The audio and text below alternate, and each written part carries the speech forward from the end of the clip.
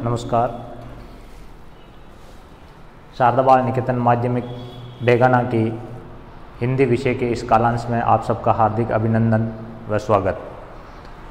आज हम विकारी शब्दों के तीसरे प्रकार विशेषण के बारे में अध्ययन करेंगे। तो आज अपना टॉपिक है विशेषण।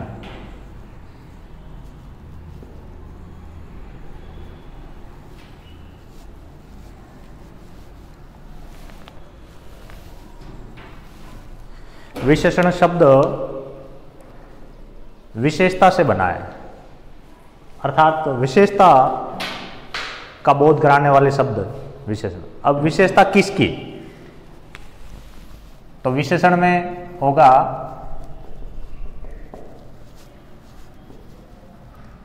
कि किसी संज्ञा व सर्वनाम शब्द की विशेषता प्रकट करने वाले शब्दों को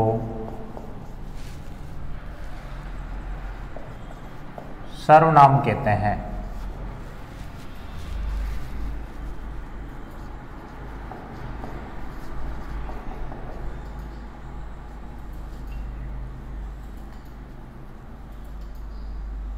जैसे यानी कि संज्ञा व सर्वनाम शब्दों की विशेषता प्रकट करने वाले शब्दों को विशेषण कहते हैं। जैसे काला, कोट, मीठा, आम, कड़वी, ककड़ी इत्यादि। इनमें जैसे काला शब्द है वो कोट की विशेषता प्रकट कर रहा है। मीठा आम शब्द के स्वाद यानी गुण को प्रकट कर रहा है। और कड़वी ये ककड़ी की विशेषता बता रहा है। अर्थात काला, मीठा, कड़वी इत्यादि विशेषण शब्द हैं, क्योंकि ये इन संज्ञा शब्दों की विशेषता प्रकट करते हैं। एक होता है विशेष्य।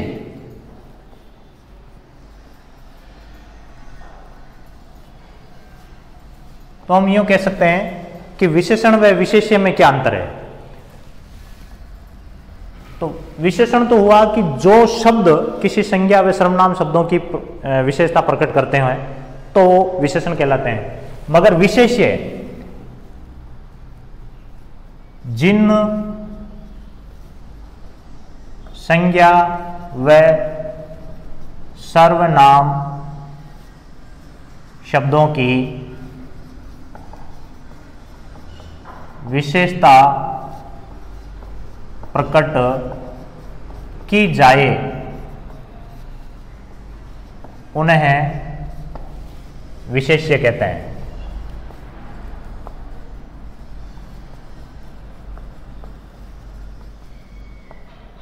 जैसे अभी उपरोक्त उदाहरण में जैसे काला विशेषता है, लेकिन किसकी विशेषता है? कोट की। तो यहां पर कोट की विशेषता बताई जा रही है कि काला, तो यहां कोट विशेष्य हुआ, कोट विशेष्य। इसी प्रकार से मीठा आम, आम की विशेषता है कि वो मीठा है, तो आम इसमें विशेष्य हुआ। इसी प्रकार से कड़वी ये विशेषता है और किसकी विशेषता है? ककड़ी की, अतः ककड़ी इसमें विशेष्य है। तो इस प्रकार से अब आपके समझ में आया होगा कि जिन संज्ञा व सर्वनाम शब्दों की विशेषता प्रकट की जाती हो तो वह संज्ञा व सर्वनाम शब्द विशेष्य कहलाते हैं। तो ये दोनों में अंतर है, विशेषण और विशेष्य में। अब हम पढ़ते हैं विशेषण के भेद। इनको मिटा देते हैं।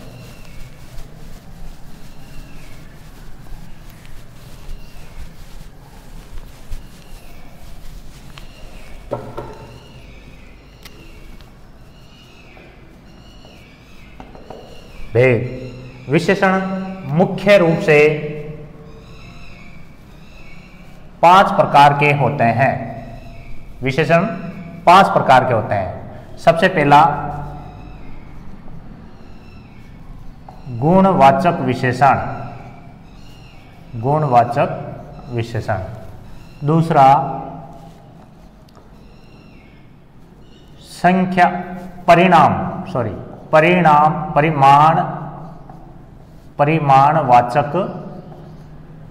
परिमाण होता है, परिणाम नहीं, परिमाणवाचक विशेषण। और तीसरा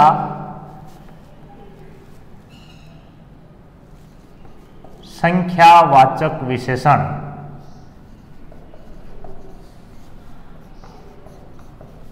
चौथा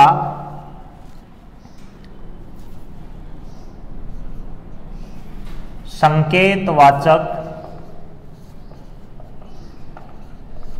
या इसका एक दूसरा नाम और है सार्वनामिक, सार्वनामिक विशेषण। और पांचवा है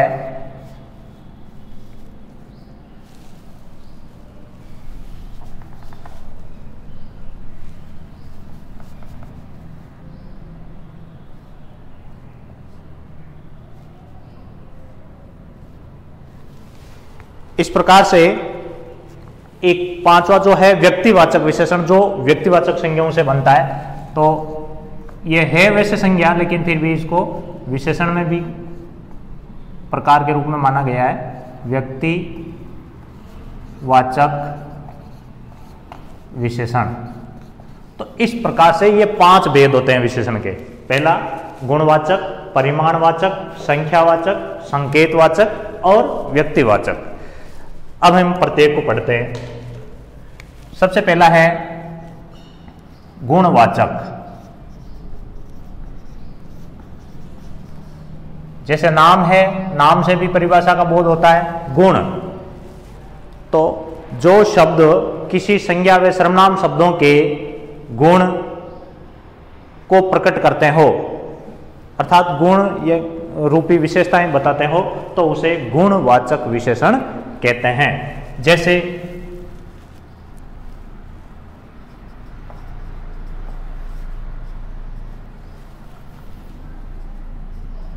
लाल गुलाब,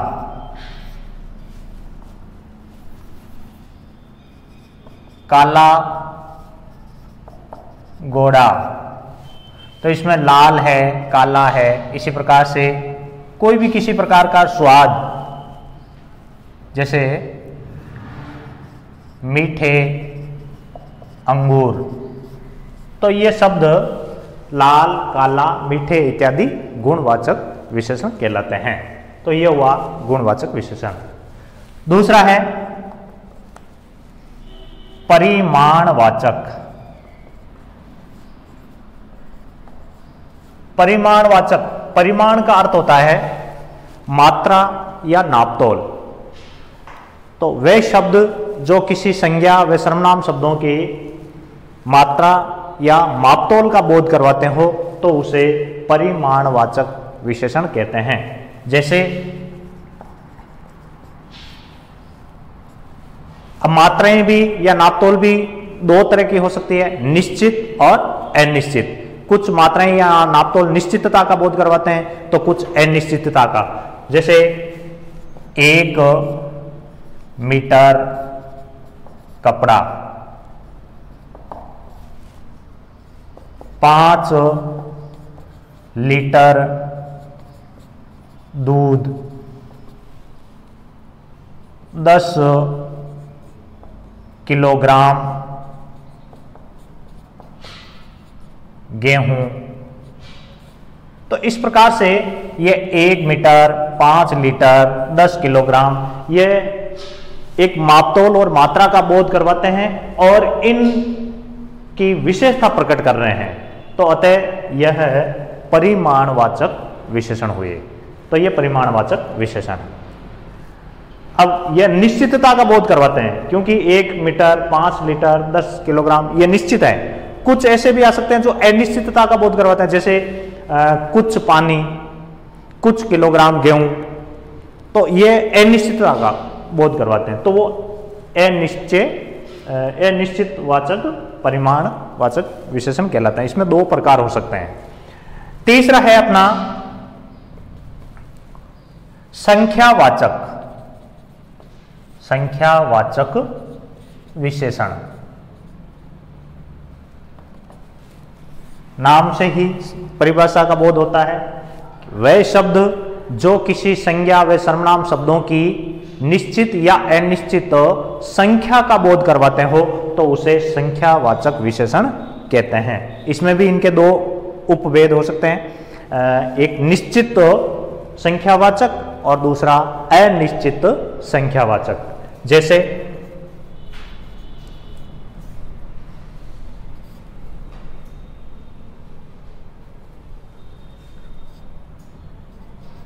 एक पेंसिल,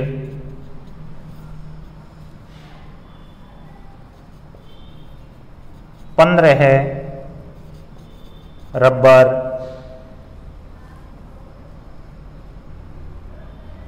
इसी प्रकार से ये तो हुआ गणना बोधक, गणना का बोध करवाते हैं। ऐसे क्रम का भी बोध करवाने वाले हो सकते हैं जिसमें क्रम हो, जैसे पहला स्थान, दूसरा स्थान, इस प्रकार से ये क्रम बोधक।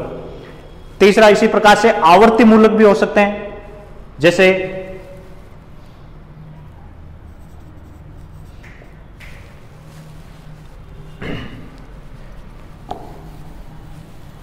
किसी शब्दों की आवर्ती करवाने वाले।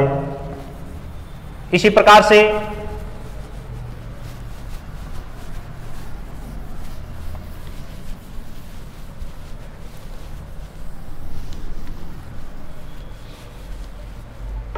ये निश्चित हुए जिसमें निश्चित संख्या का बोध होता है। अब है अनिश्चित संख्यावाचक विशेषण, जैसे बस्ते में कुछ पुस्तकें रखी है। अब यहां पुस्तकें तो रखी है, लेकिन कितनी संख्या का बोध हो तो रहा है, लेकिन अनिश्चित संख्या का बोध हो रहा है। तो यहां पर कुछ जो शब्द है वो अनिश्चित संख्यावाचक विशेषण है। तो कुछ अनिश्चित संख्या का बोध करवाते हैं, वो अनिश्चित संख्यावाचक विशेषण कहलाते हैं। तो इस प्रकार से ये हुआ संख्यावाचक विशेषण। अगला हम पढ़ते हैं संकेतवाचक या सार्वनामिक। चौथा है संकेतवाचक या सार्वनामिक।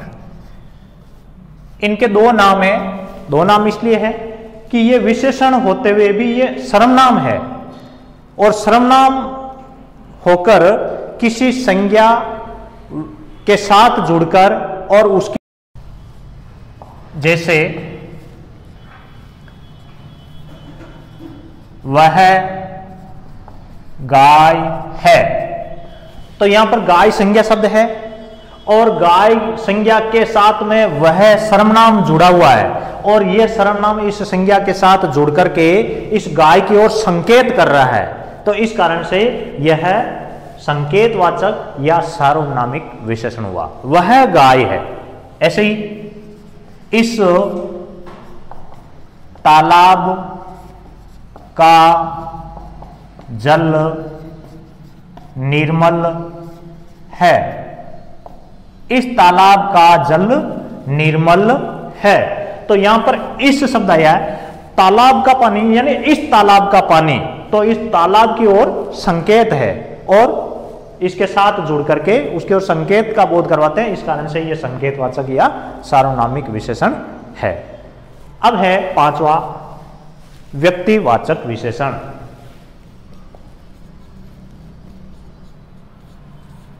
व्यक्तिवाचक विशेषण, नाम से ही पता चल रहा है कि व्यक्तिवाचक एक संज्ञा होती है, तो यह व्यक्तिवाचक संज्ञाओं से बनकर के और विशेषण बने कहलाते हैं। जैसे इसकी परिभाषा है कि वह शब्द जो व्यक्तिवाचक संज्ञाओं से बनकर किसी शब्द की विशेषता प्रकट करते हो तो उसे व्यक्तिवाचक विशेषण कहते हैं, क्योंकि ये व्यक्तिवाचक संज्ञाओं से ही बने हैं। जैसे अभी जोधपुर नाम ये स्थान का नाम है और ये व्यक्तिवाचक संज्ञा है, और इस जोधपुर के आगे ई प्रत्यय जुड़ने से बन गया जोधपुरी। जोधपुर से बना है जोधपुरी और आगे बना लिख दिया अपन ने पगड़ी, जैसे जोधपुरी पगड़ी। तो यहां पगड़ी की विशेषता बताई जा रही है, लेकिन कौन सी पगड़ी? जोधपुरी। तो हम कह सकते हैं जोधपुरी पगड़ी प्रसिद्ध है। तो इस वाक्य में ये जोधपुरी शब्द है वो विशेषण है, और विशेषण भी व्यक्तिवाचक संज्ञाओं से बना हुआ है, इस कारण से यह व्यक्तिवाचक विशेषण है। ऐसे ही बीकानेरी भुजिया, ऐसे ही बनारसी साड़ी,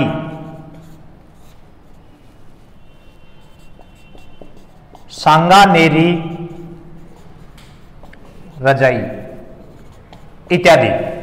यानी कि इसमें बीकानेरी, बनारसी, सांगानेरी, जोधपुरी ये सब व्यक्तिवाचक संज्ञाओं से बन करके और इन शब्दों की विशेषता प्रकट करते हैं, इस कारण से इन्हें व्यक्तिवाचक विशेषण कहते हैं। इस प्रकार से ये विशेषण 5 प्रकार के होते हैं। धन्यवाद।